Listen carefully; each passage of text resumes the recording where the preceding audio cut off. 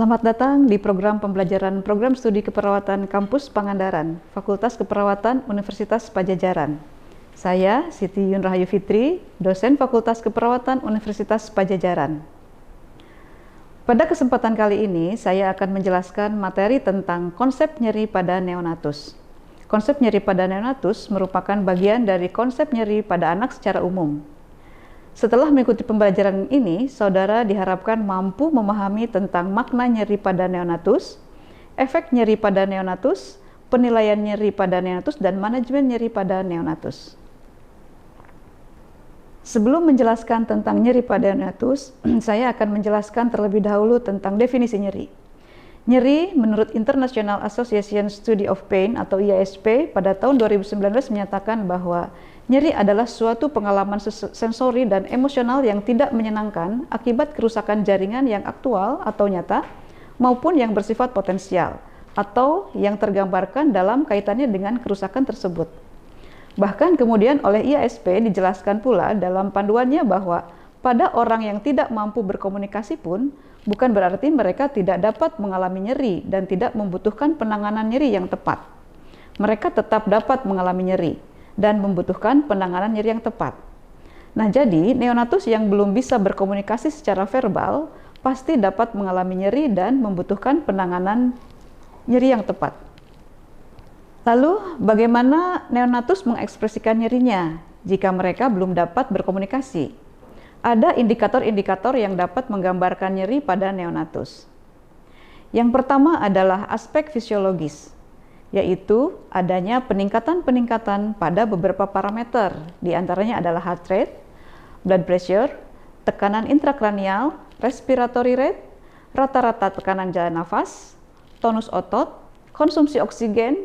Nah, konsekuensi dari konsumsi oksigen yang mengikat, maka pada neonatus yang mengalami nyeri akan menunjukkan penurunan oksigen yang ditandai dengan saturasi oksigen dan tekanan parsial oksigen yang menurun. Indikator yang kedua adalah aspek perilaku. Aspek perilaku ini diantaranya adalah vokalisasi seperti menangis atau merintih.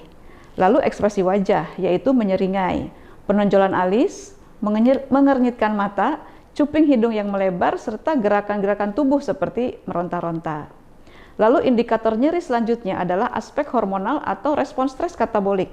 Respon nyeri yang ditunjukkan pada aspek hormonal ini terjadinya peningkatan pada beberapa komponen, yaitu tingkat kortisol yang dapat diketahui melalui serum, saliva, dan rambut, lalu peningkatan katekolamin, protein katabolisme, dan aktivitas renin plasma.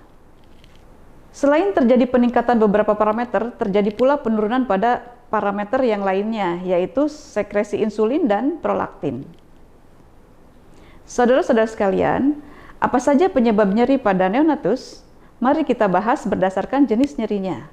Yang pertama, pada nyeri akut.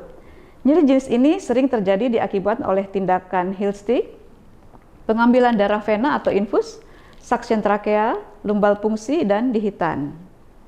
Kemudian untuk nyeri kronis, sering disebabkan oleh necrotizing enterocolitis atau NEC, meningitis, terpasangnya ventilasi mekanik, adanya trauma lahir. Kemudian nyeri postoperatif sering diakibatkan oleh operasi hernia, ligasi pada PDA, VP shunt, drainase abses.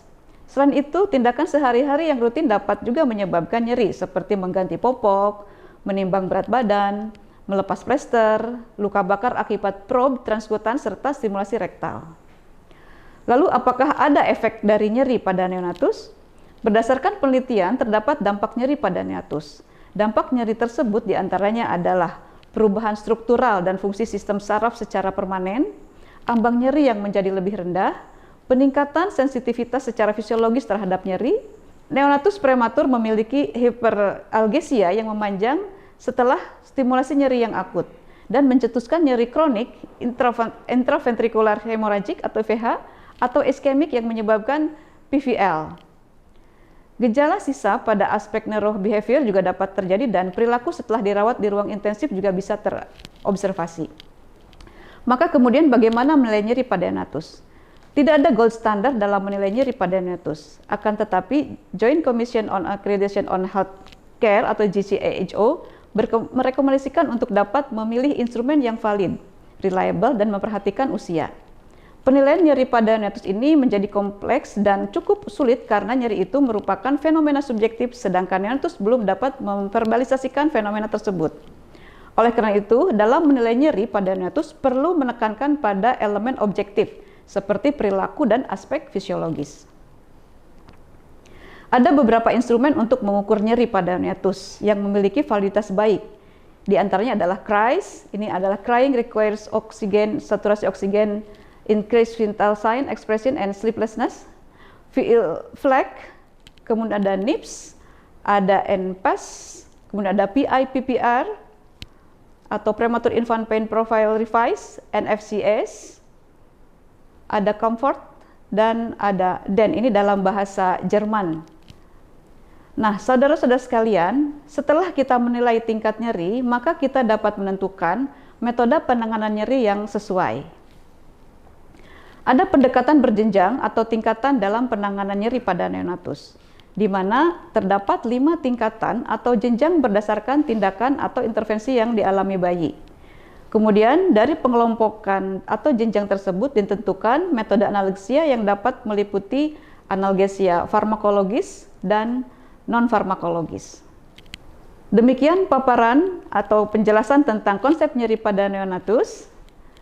Sampai jumpa pada program pembelajaran selanjutnya dengan pembahasan materi yang lain. Terima kasih.